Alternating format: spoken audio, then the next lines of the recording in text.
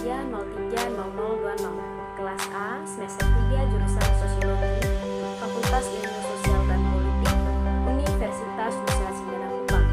Jadi baik, pada kesempatan kali ini saya akan mereview buku ke-6 dari teori sosiologi modern.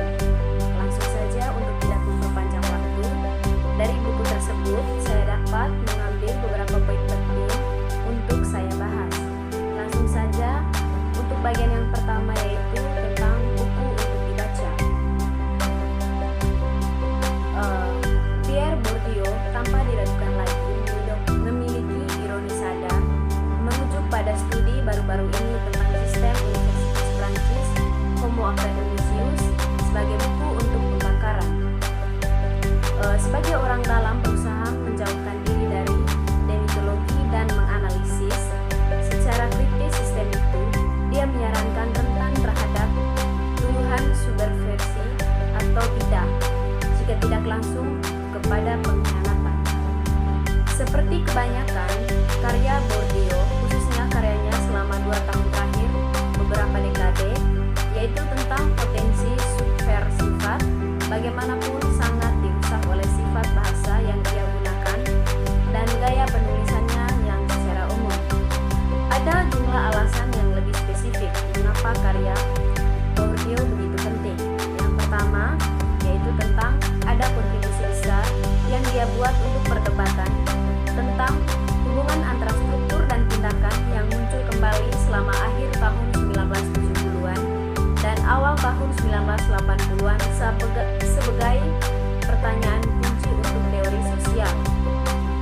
Yang kedua, dengan perbandingan yang menarik dengan katakanlah Anthony Giddens, kontribusi itu secara konsisten telah dibingkai oleh keterlibatan antara pekerjaan empiris yang sistematis, apakah mengandalkan etnografi atau buku untuk dibaca, pendekatan survei, sosial dan teori refleksi.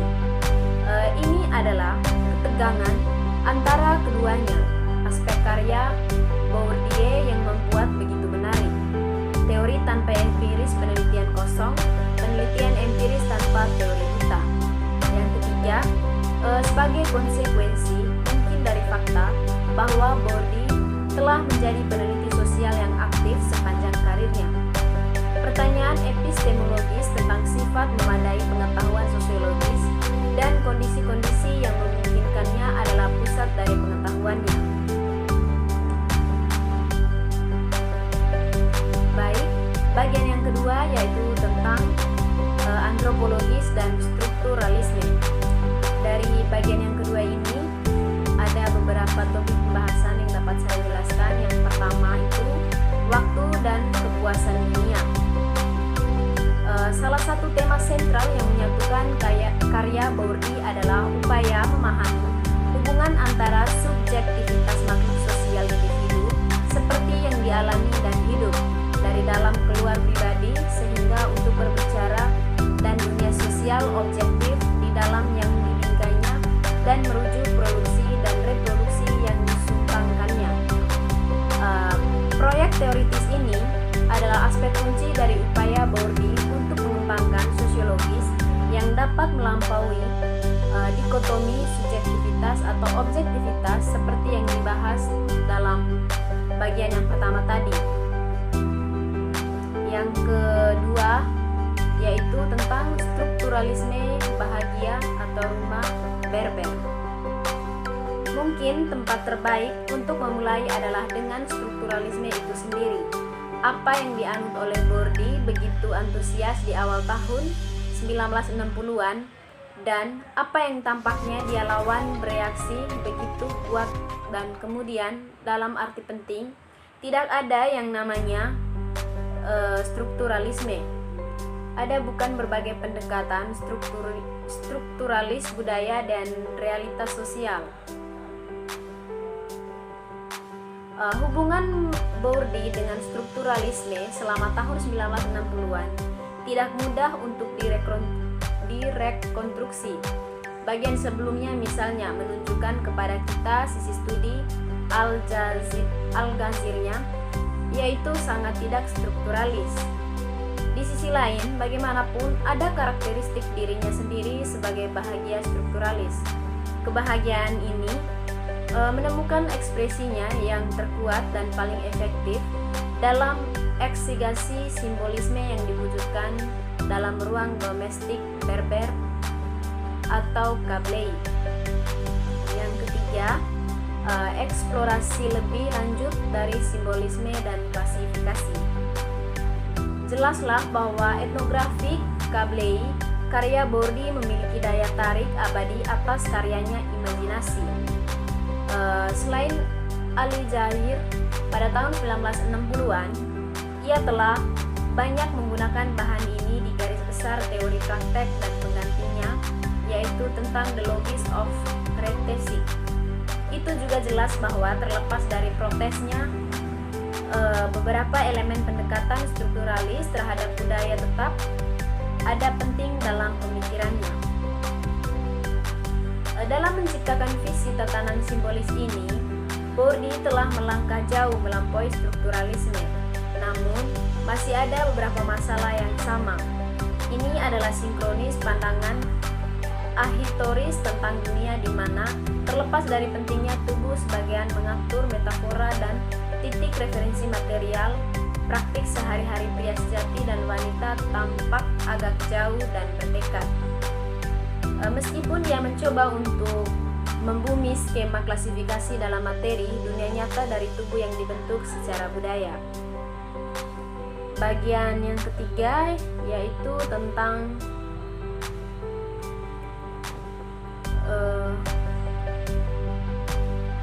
eksplorasi lebih lanjut dari simbolisme dan klasifikasi, eksperimen dalam epistemologi. Pergeseran teoritis Bourdi dari pendekatan berdasarkan model analitis yang dibangun dari aturan budaya yang seharusnya mengatur perilaku hingga penekanan pada generasi dan pengejaran oleh aktor strategi adalah bagian dari intelektual dan politiknya menjauhi strukturalisme. Itu juga merupakan tanggapan atas pengalamannya melakukan penelitian etnografi, pertama di Aljazair dan kemudian di Prancis. Namun, sifat etnografi dari pengalaman penelitian kerja lapangan sebagai kehidupan transformatif peristiwa penting dalam hal lain. Epistemologi seringkali tampak menyimpan teror yang khas bagi siswa. Ini mungkin karena cara kata tersebut digunakan dalam teks ilmu sosial, seringkali tanpa definisi atau penjelasan, dan identitas yang jauh dari teks-teks yang menyebut dirinya sendiri epistemologis. Faktanya, pada dasarnya epistemologi tidak perlu kompleks atau dipisahkan dari masalah duniawi kehidupan sehari-hari. Epistemologi adalah wacan tentang sifat dan status pengetahuan. Maksud metodologis dari penelitian ini, jika kita boleh menyebutkan demikian, adalah untuk membalikan hubungan alami pengamat dengan alam semesta studinya, untuk membuat duniawi eksotis, untuk membuat eksplisit apa dalam kedua kasus diterima begitu saja dan menawarkan sangat konkret, sangat pragmatis, pembenaran kemungkinan penuh objektivasi sosiologi objek dan hubungan subjek dengan objek apa yang saya sebut sebagai objektivitas partisipan. Dari topik tadi ada juga beberapa bagian yang dapat saya jelaskan. Yang pertama itu kembalinya asli. Dulu, upaya yang mengamati situasi sosial tertentu dari sudut analitis atau sosiologis pandangan dan juga untuk meneliti baik sikap ilmiah atau situasi dan efek mengadopsi sikap seperti itu pada pengetahuan sosiologis yang dihasilkan dari situasi. Jadi, langkah mundur pertama adalah dari situasi. Yang dimaksud ini adalah salah satu indera biasa di mana kita berbicara tentang objektivitas, sementara langkah mundur kedua adalah dari tindakan pengamatan itu sendiri. Mereka mengadopsi postur teoritis ke dunia sosial yang bersangkutan. Tujuan mereka yaitu untuk secara ketat berbicara di luar dunia itu, dan dalam pengertian itu mereka tidak praktis.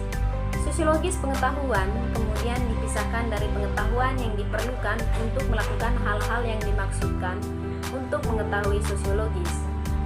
Dan di sini kita kembali ke alternatif Bourdieu terhadap epistemologis menghancurkan oposisi sebuah pendekatan yang ia gambarkan sebagai objektivitas partisipan.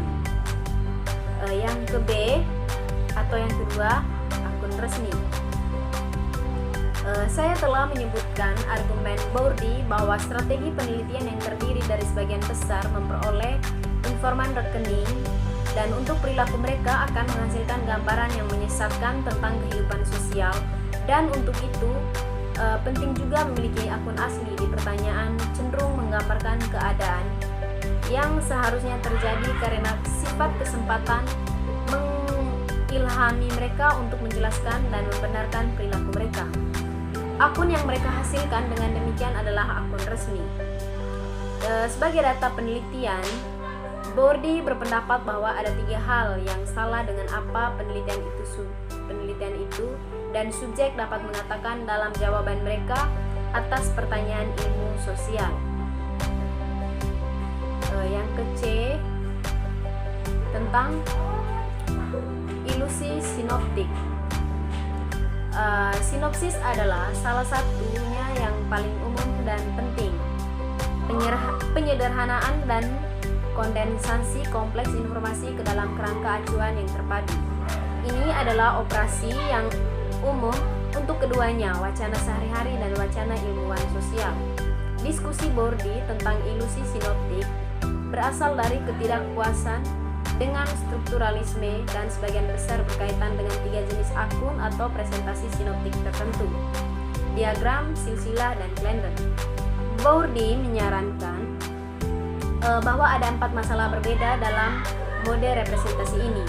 Yang pertama yaitu hubungan yang diciptakan antara hal-hal yang sering merupakan artefak dari latihan produksi diagram.